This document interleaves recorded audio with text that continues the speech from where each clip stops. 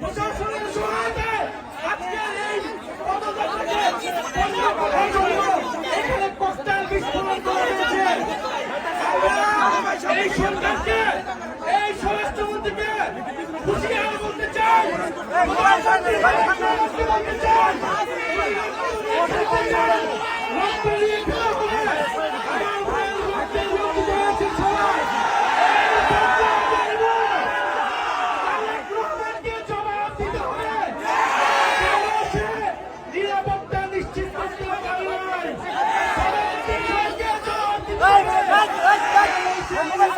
নিশ্চিত করতে পারে নাই।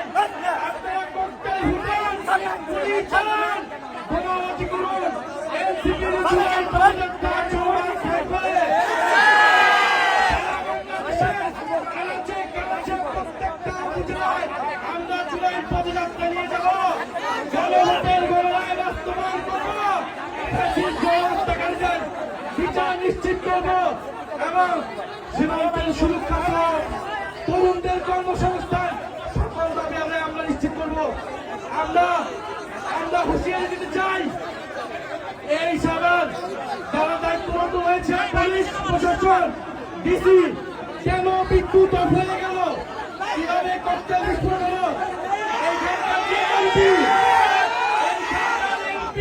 সে কি করে, সে কি নিরাপত্তা নিশ্চিত করেছে এলাকাবাসী,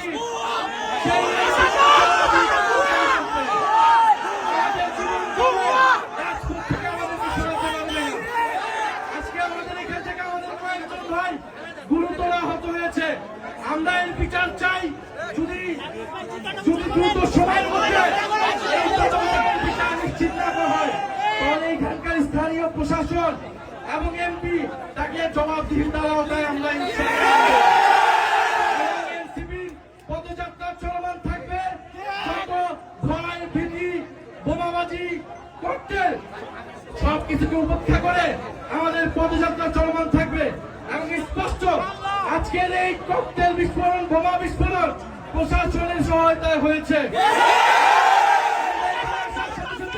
কেন বিদ্যুৎ বন্ধ করে দেওয়া হয়েছিল, বিদ্যুৎ বন্ধ করে দিয়েছিল, আমাদেরকে খুন করার পরিকল্পনায় এখানে বোমা বিস্ফোরণ করা হয়েছে।